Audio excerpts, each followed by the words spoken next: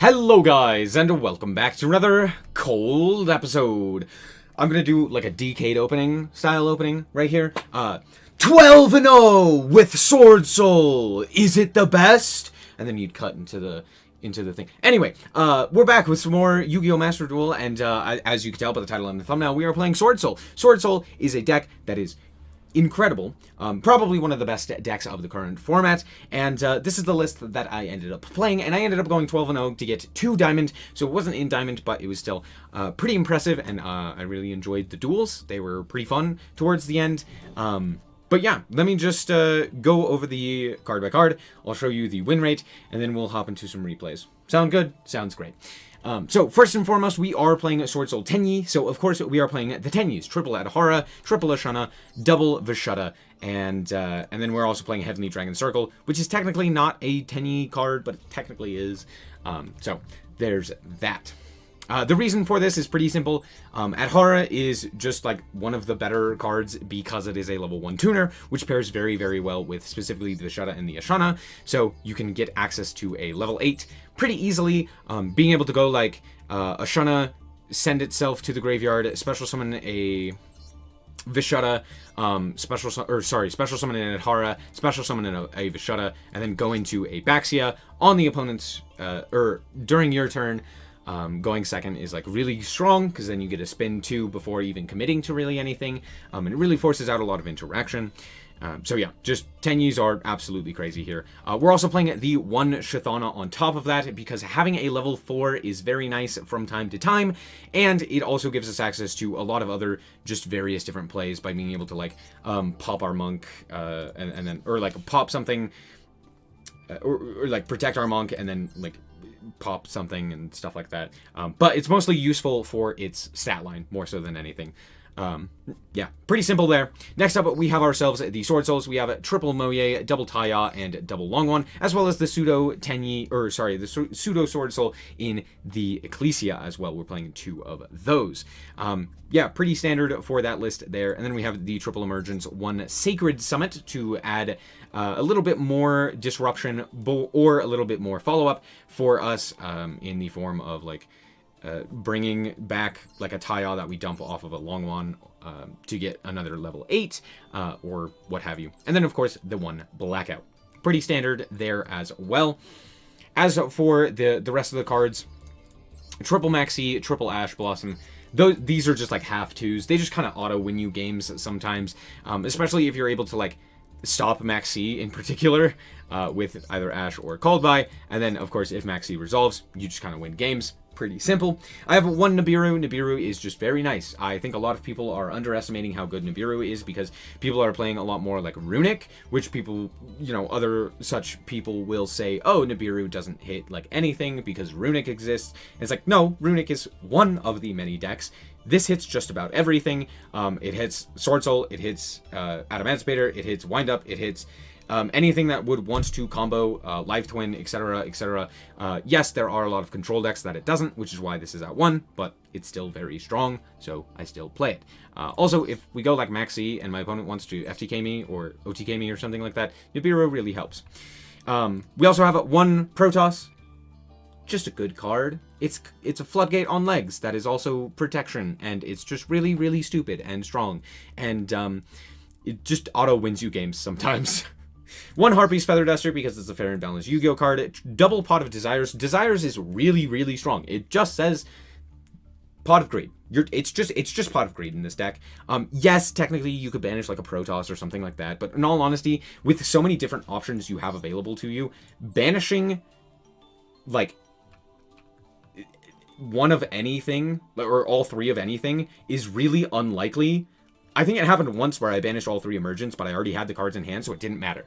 So, like, this card, like, never banishes anything really worthwhile. The worst thing that I've seen, it wasn't even on Master Duel.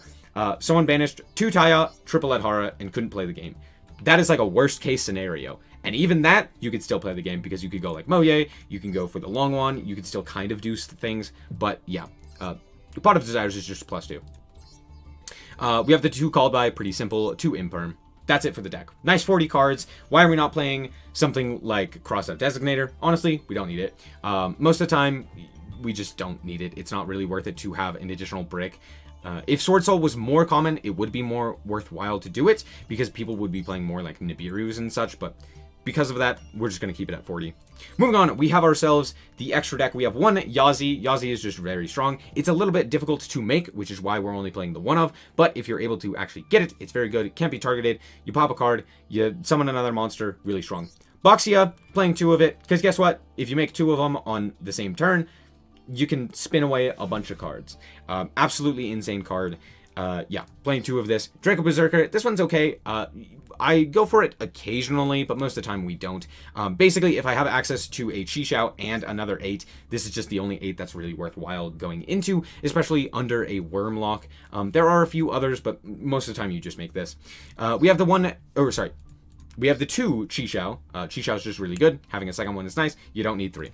We have one Chaofeng in case we are able to go like Baxia into a level 1 in order to go for the Chaofeng to lock our opponent. But yeah, most of the time it doesn't really come up. We have one Ready Rose because it's funny. We have one Baron. We have one Chengying. This card is absolutely insane. I underestimated how good this card was because honestly, I'm not a big fan of it, but it's insane. Definitely should be going for this most of the time. If you don't need to go for Baron or something like that, most of the time we're going Chengying. And then we have the Sinister Long One. Yeah, this card is also very good. Basically, you're supposed to be going for one of these. Baron is not something you should really be going for on the first turn. It's okay, but it's not the greatest. Then we have ourselves a Triple Monk. Yes, Triple Monk is just like necessary now. Your Tenyis are so valuable. Being able to always get them off of the field is very nice. And then the one card that I just got rid of, Shaman of the Tenyi. This card is also insane. You can actually link off your Chengying after. You can actually just link it off in order to go for your Shaman, discard a card, and then bring it back, which just gets you another body onto your side of the field, while also getting like a potential card in the graveyard if you need to.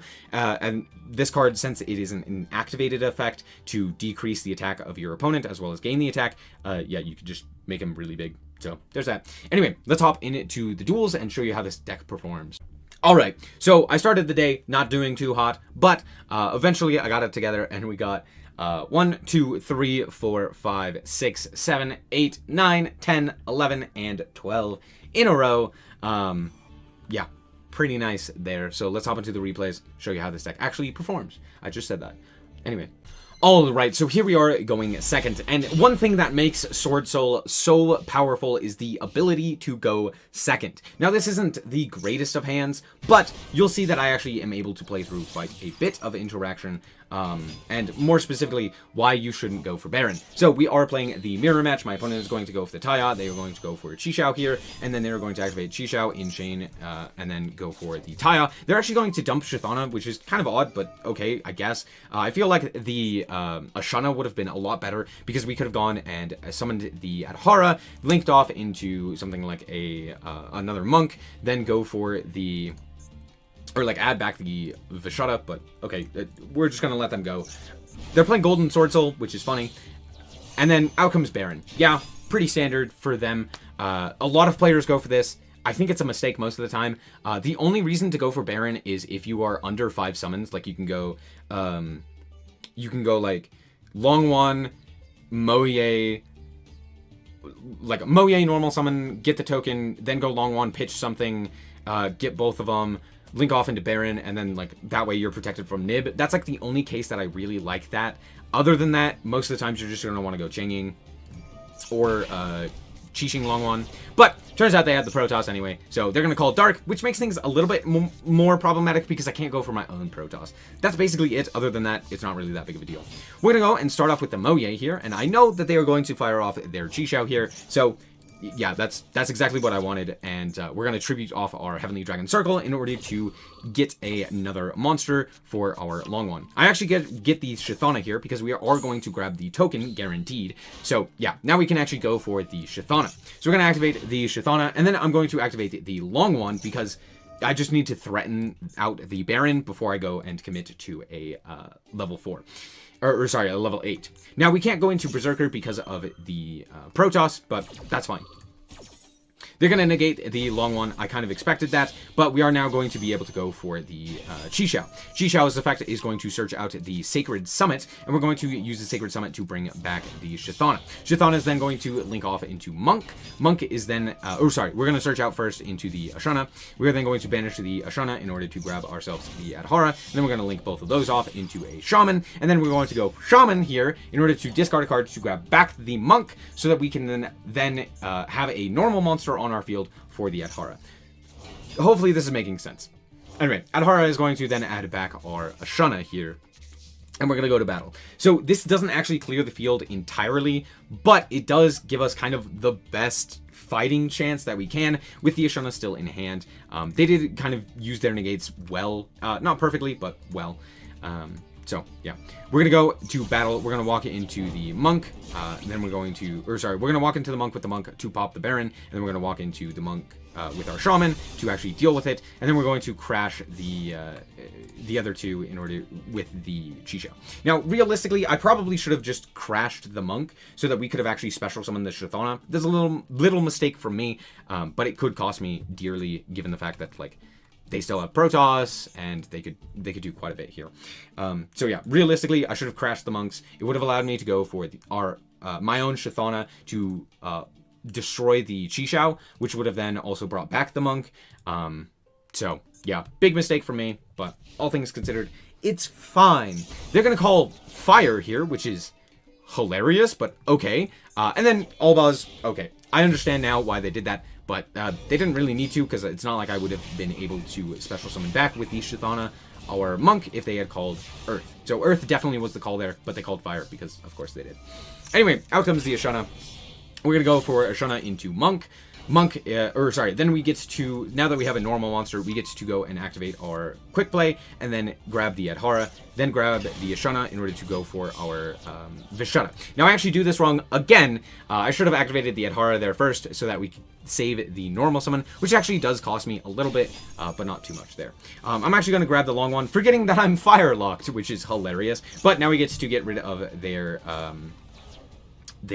Mirror Jade. Turns out they didn't have anything for the Mirror Jade to actually send. I don't know why. They just didn't. But okay. Anyway, we're going to now add back the Ashana, and I am fire locked, so I can't actually activate the long one, so whoops. But that's okay. We're going to punch them for quite a bit, and at this point, the game is over. It doesn't really matter what they do. We should have something for it. And yeah, out comes the Ecclesia. They actually sat there for like a solid, 3 minutes. Okay, maybe not that long, but it was a really, really long time. Just like ran down the clock and then did that and then passed. And I was like, okay, dude, come on. Anyway, we're going to quickly assemble Lethal here now that we have the long one. So we're going to grab the Vishada, we're going to pitch the Ashana, we're going to summon out the long one, we're going to go and banish the Ashana in order to grab ourselves the Adhara. Why? Because it's funny. And then we're going to go for the Changing and just burn for 12 and go to battle. So yeah, good game. There you go. That's why we don't go for Baron. Alright, so here we are, once again, going second, and a pretty decent hand, all things considered, for going second. My opponent is going to drop Dimension Shifter. Okay, well, I'm going to chain the Maxi. It's not going to do anything, but oh, okay, well, at the end of their turn, I don't know what's going on. We draw Emergence, which is not great, but it's okay. We're going to go for the Ashana, just to get extra damage, basically, and then go for Moye into the Yugioh. I'm going to go for the Yugioh Search here, and out comes Ash. Okay, well, I can't even called by it, so alright, no Search for me. We basically have 1 point of interaction being the Yugioh. Maybe called by is maybe going to do something, I don't know, and out comes Flunder. Okay. I kind of expected Flunder, but yeah. We're going to try and negate. They have Book of Moon. Okay. Alright. Out comes the Eaglin. They're going to normal summon the Eaglin, activate its effect in order to search out the M-Pen. Now they're able to walk over my monster. But if they don't get rid of the Ashana, we should be fine here. Maybe? I don't know. I know that they're going to grab the trap, so that's fine. They're going to banish themselves a Called By, which is funny. And then they're going to set one and activate the Continuous spell. Not a lot I can do about that. I might just lose, but let's play it out. Let's see how this goes. We draw into the Heavenly Dragon Circle, which is actually pretty good, all things considered. But yeah, out comes the trap. They're going to search Apex Avian. Not exactly what I was expecting, but yeah, away goes my my monk. They're gonna add back their Eaglin. And at this point I realize, okay, we're gonna go Taya. We're gonna banish. They're gonna negate. That's fine, because now we can grab ourselves an Adhara. Adhara allows us to grab ourselves something else, like for example an Ashana that we can banish here, while also giving us access to a normal monster. So while our monster does get negated, we can actually go for the Adhara here, link off it into Monk, go for the Ashana to special summon out a Vishada, because we need a way to deal with the M-Pen. So we're going to go for the second Monk, banish the Vishada, give them back the M-Pen, and then go for the Adhara here in order to add back the Ashana. Now, notably, we did damage to them previously, so they're at 3,600. So I can actually just go Ashana here, and this is exact lethal. It's very funny, but it's just exact lethal. Now, the other play would be to link off into Shaman. Discard the Ashana and special summon back the Monk, attack, pop their continuous trap, and then just like hope that they don't draw into another name, and like that's it. But hey, we got lethal, so there you go. Good game. Alright, so here we are going first, and our hand is actually pretty good. Ashana and any other name is basically able to do the same thing that like a Moye would, and out comes Maxi. This is why we play Ash Blossom. You gotta love Maxi, you know? It really does just win games by itself. Anyway, who cares? We're gonna special summon out the Ashana, and then we're going to grab the Moye, and then I realize, oh, I don't actually have to grab the Moye yet, because we have Adhara. So we're gonna go for the Adhara here, and then we're gonna activate our Ashana in order to go for Vishana. Out comes the Chi-Xiao. We're gonna activate the Chi-Xiao. Out comes Imperm. Yeah, kind of expected that. So yeah, they're gonna negate the Chi-Xiao. Okay, that's fine. I promise. We're going to add back the Ashana here, which we will then reveal off of the Moye to grab another token. We basically only have access to 2 level 8s, which is not the greatest, so out comes Draco Berserker. We draw a card. Yeah, I mean, it's not bad, but it's not the greatest. We're going to fire off this Maxi in draw phase. They're going to normal summon out their Prank Kid. Interesting. So, honestly, this is actually not the greatest of matchups for us. If they just do their Prank Kid stuff, I can't really stop it with Chi-Xiao. Like, there's maybe 2 cards I could stop, and Draco Berserker also kind of just doesn't do anything because it doesn't negate, right? So honestly, this is pretty bad for us, even with the Maxi. So I'm like, okay, maybe we don't lose. Maybe we got this. And then I realize, off of the Fansies, instead of dumping a spell trap, a Prank Kid spell trap, more specifically, Pandemonium, I see them dump a Roxy's. And so I'm like, oh, okay. They probably already have it in hand. But then out comes Dodal Dodal Do. So they go Chainlink 1, Chainlink 2. And I realize,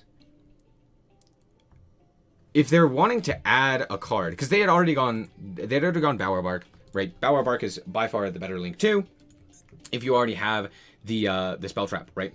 So I'm like, okay, if they already have Pandemonium, like, if I negate this, there's not a whole lot more that they can do other than go for the whatchamacallit, the Raigeki. But I also have Maxi, so I'm like, okay, even if they Raigeki me, we can go Berserker, banish the monster, and then we have, like, insane follow-up. So, I'm a little confused as to what's going on, and then I realize, they summon out the monster, this gets negated, and they scoop them up.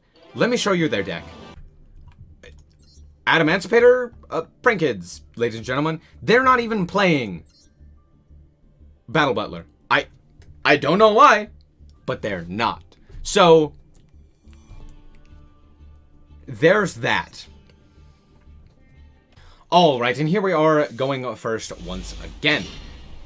Pretty good hand, all things considered, because we drew the out to Maxi, which is like all that you need. So we're going to go and special summon out our Ashana. We're going to link it off for the Monk in order to go for the Adhara. This is pretty standard stuff here. We're going to banish the Ashana, lock ourselves into Worms, and okay, we're going to get promptly ashed. Not that big of a deal. We're going to go for the Moye here because we still have the Moye. So we're going to go and grab up the Chi-Xiao. Chi-Xiao effect is going to activate. We're also going to draw a card.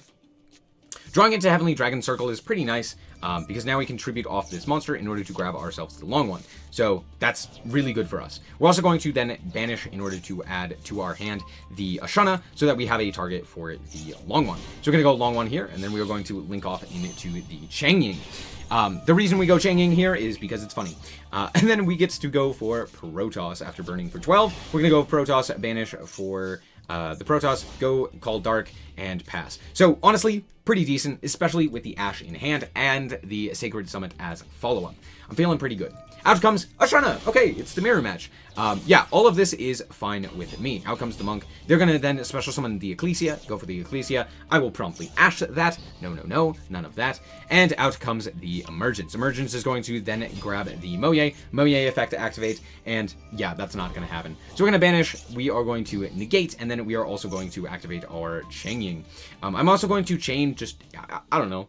Maybe they have something that could negate at this point. But yeah, we're going to banish the Monk and the Ashana. My opponent realizes that the game is over at that point and scoops it up. What do you do? So we're back, and yeah, Swordsoul's really good. One of the reasons that this deck is so good, specifically in Master Duel, is due to its nature of being able to go second just as well as it can go first. A lot of decks struggle with either going first or going second, whether that's something like Numeron, only being able to really go second and OTK the opponent, or something like Labyrinth, who really struggles to go second because your opponent just wipes out your board before you can do anything because you have to set all of your cards, right? Swordsoul doesn't really have that issue, right? You can play through a lot of disruption thanks to the Tenyis, specifically things like the Ashana and the Vishada, allowing access to a lot of your deck while also being able to just be disruption itself. And then on top of that, just having access to quite a few interruptions that you can draw into, things like the hand traps, as well as just like Ecclesia, as well as just a good going second card. Also, Baxia is one of the absolutely craziest cards for going second. If you're able to make this, you just like destroy your opponent's board, and there's not a whole lot that they can do about it, especially if you can make two of them. It's just kind of crazy. So yeah, Swordsoul's still good. I still think it's probably one of the best decks. I don't know if it's the best deck. That's probably branded, but it's definitely at least second. So yeah, that's going to be it for today's episode. I hope that you guys did indeed enjoy. If you did, like it's very much appreciated. And if you want to check out more content like this, as well as more Yu-Gi-Oh, then just be sure to subscribe. Anyway, thank you guys so much for watching, and remember to always stay frosty. Bye-bye. Shout out to the Frost Guard, my members. Thank you guys so much for the support, and I hope you enjoy the content.